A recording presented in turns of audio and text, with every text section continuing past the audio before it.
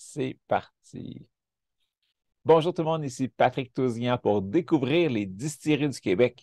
Aujourd'hui, on retourne au domaine de la France. Pendant que j'habitais en Europe, j'ai pu visiter plusieurs distilleries dans différents pays.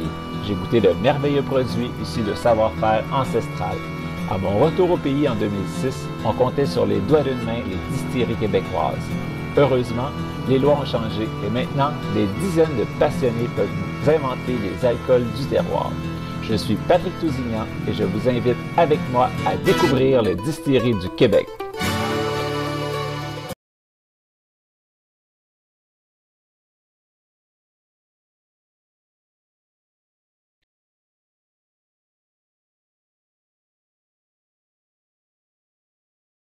Bonjour Patrick, ça va très bien, merci et toi?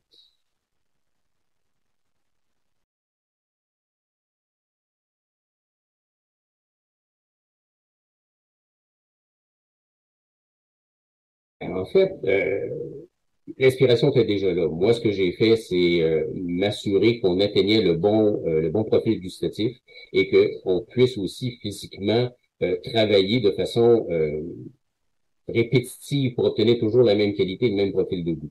Donc, c'était vraiment mon rôle, développement du produit. L'idée était là avant et j'ai arrosé l'idée, je l'ai fait germer et je l'ai amené à maturité en fait. Puisque par hasard, tu te souviens qui avait apporté cette idée-là? J'ai l'impression que c'est Eric, parce qu'Eric aime beaucoup, il tient beaucoup à mettre de l'avant les brandés que l'on fabrique. Alors, un des grands rêves d'Éric est de faire, et on le fait déjà en fait, la fabrication de brandés de pommes. Il y en a peu au Québec. Notre brandy, il est 100% pommes québécoises et vraiment originaire du terroir de Saint-Joseph-du-Lac. Et c'était une des façons de le mettre en évidence aussi. Vous avez le Georges-Étienne, c'est bien ça? Exactement, il y a Georges Étienne qui porte le nom du grand-père d'Éric. Qui est aussi le fondateur, si on veut, de la dynastie de la France pour les vergers. Puisque le Georges-Étienne est comme l'alcool de base sur lequel vous partez pour le quartier, ou c'est complètement un autre produit? Ce n'est pas complètement un autre produit parce que le brandy que j'ai élaboré, en fait, est un assemblage de différents âges de brandy. Le brandy Georges-Étienne, c'est minimalement 3 ans de vieillissement plus de chêne, tandis que le brandy que nous utilisons pour le quartier de la France, c'est un assemblage de différents âges. Oui, il y a du 3 ans absolument, là, et plus, mais il y a différents autres brandés pour essayer d'aller chercher une saveur qui va aussi se marier avec les oranges, parce que des oranges, ça goûte. Donc, faut trouver l'équilibre. En fait, c'était beaucoup la difficulté, trouver l'équilibre au niveau gustatif. Après ça, il y a certaines autres difficultés opérationnelles qu'on pourrait discuter si ça t'amuse, là, mais au niveau gustatif, c'est important d'avoir un bel équilibre et surtout être capable de reproduire régulièrement, c'était en fait tout le temps, cette saveur-là. Puis les oranges, parce que c'est une liqueur d'orange, ça aussi, ça doit être dur d'avoir tout le temps le même goût, le même tout qui revient. Fait que comment l'approvisionnement d'orange se passe à Saint-Joseph-du-Lac? En fait, effectivement, les oranges proviennent de Californie, c'est des oranges Navel. Nous avons un fournisseur depuis des années qui nous fournit certains fruits. Donc, il était capable de nous fournir des oranges de façon continuelle et en grande quantité. Et il faut s'entendre. Berger La France est important, oui, mais on n'utilise jamais autant d'oranges qu'une compagnie comme Minute Maid peut utiliser. Donc, c'est un peu plus facile, si on veut, de stabiliser nos approvisionnements. Et c'est pas l'orange entière que nous utilisons, c'est du zeste d'orange et nous faisons une macération. Donc, nous utilisons de l'eau de vie de pomme, fait à partir de nos pommes, du verger, pour aller extraire les saveurs des oranges. Donc, il y a quand même une certaine, il y a une très grande proximité, ça va de soi, là, mais c'est un processus de macération sur plusieurs semaines qui a lieu pour aller chercher les saveurs de l'orange. Puis toi, dépendamment du temps de macération, etc., tu vas pouvoir jouer un petit peu pour ramener tout le temps le même goût. Effectivement, on surveille la macération, puis lorsque c'est à point, ben là, on procède au soutirage, qui va nous servir de base pour, effectivement, le quartier de la France. OK. Fait qu'un coup, la macération d'orange faite, est-ce que tu redistilles tout ça ou c'est directement le produit avec la macération qui va être ajouté au brandy, puis après ça, sucré? Comment que ça se passe? En fait, on ne redistille pas la macération, mais on va filtrer.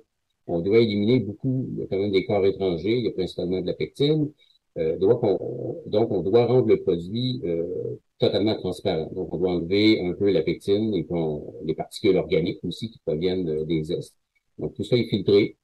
Nous vérifions la quantité d'alcool aussi, parce qu'on connaît la quantité d'alcool de départ. Mais les oranges, parfois, ont un petit peu plus d'eau, un petit peu moins d'eau. Donc, ça va jouer un peu sur le taux final. Relativement marginal, oui, mais comme on est dans un processus légal, on doit s'assurer que le taux d'alcool que l'on déclare est vraiment celui qui est présent dans la bouteille. Donc, tout ça est contrôlé en cours de route. Après, il y a un petit peu d'agent sucré qui va rentrer dans le processus. Est-ce que c'est c'est de glace? C'est-tu juste du sucre? C'est comment que vous procédez? C'est un sucre, tout simplement. C'est un sucre commercial qui est utilisé. Si on utilisait un cidre de glace, on viendrait changer énormément le profil de goût. Donc, on voulait vraiment mettre en évidence le goût de brandy, le goût des oranges et avoir un sucre, disons, neutre au niveau organoleptique. On voulait vraiment avoir le pouvoir sucrant, mais ne pas avoir une teinte provenant de la saveur du sucre en tant que tel. Fait que là, on se ramasse avec une liqueur d'orange. Pour être une liqueur, je pense qu'il y a quand même une loi, ben, dans la loi, il y a un degré d'alcool maximum puis minimum.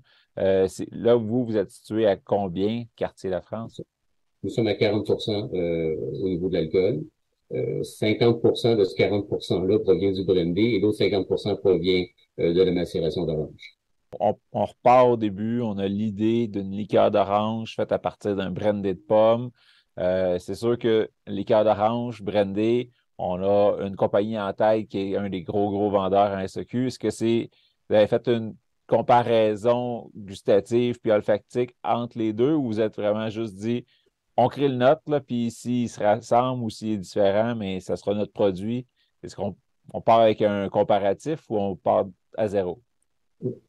Oui et non. En fait, quand on lance un produit, souvent, la première idée qu'on se dit, c'est faut que ça goûte bon. C'est évident. On ne peut pas mettre quelque chose de mauvais sur le marché. On sait ce qui goûte bon, c'est aussi le Grand Marnier. C'est un peu le point trop. Oui, le Grand Marnier était une référence sans l'être. C'était pas une copie qu'on voulait faire. On ne voulait vraiment pas faire de copie, mais on ne voulait pas être moins bon que le Grand Marnier, par contre. C'est un peu dans ce sens-là que le Grand Marnier est arrivé sur la table de travail, mais ce n'était pas une copie. Quand je faisais mes dégustations avec le groupe, dégustation à l'aveugle, le Grand Marnier n'était pas sur la table. On passait les commentaires, les produits n'étaient même pas identifiés en termes de qu'est-ce qu'il y a dedans, les concentrations, des macérations, tout ça. C'était des lettres et on y allait vraiment au cœur. Est-ce qu'on aime et on aime pourquoi ou on n'aime pas pourquoi. Donc, suite aux commentaires que les gens nous donnaient, ben, je recorrigeais un peu la recette. Des fois, c'est trop sucré, c'est sucré, par exemple. Orange trop évident, ou brandy trop évident. Donc, à ce moment-là, on a joué un petit peu aussi sur l'assemblage de brandy pour arriver à un produit final, comme je disais tout à l'heure, qui va bien se marier avec les oranges. Donc, beau résultat, puis vous réussissez à avoir un prix quand même compétitif en dessous du Grand Marnier. Donc, on a un produit québécois moins cher. Qu'est-ce qu'on veut de plus? Faut que les gens goûtent, faut que les gens vraiment testent le produit. Toute personne à qui je l'ai fait goûter, je n'avais que des commentaires positifs. Seulement uniquement des commentaires positifs. C'est vraiment un bon produit. Un gros merci. C'est agréable d'en apprendre plus sur justement le processus d'élaboration d'un produit, puis comment que le produit final arrive sur les tablettes de SEQ, puis en boutique aussi. Fait que ben, merci beaucoup. Merci beaucoup, c'était un plaisir. Et si jamais vous avez d'autres questions, on est là.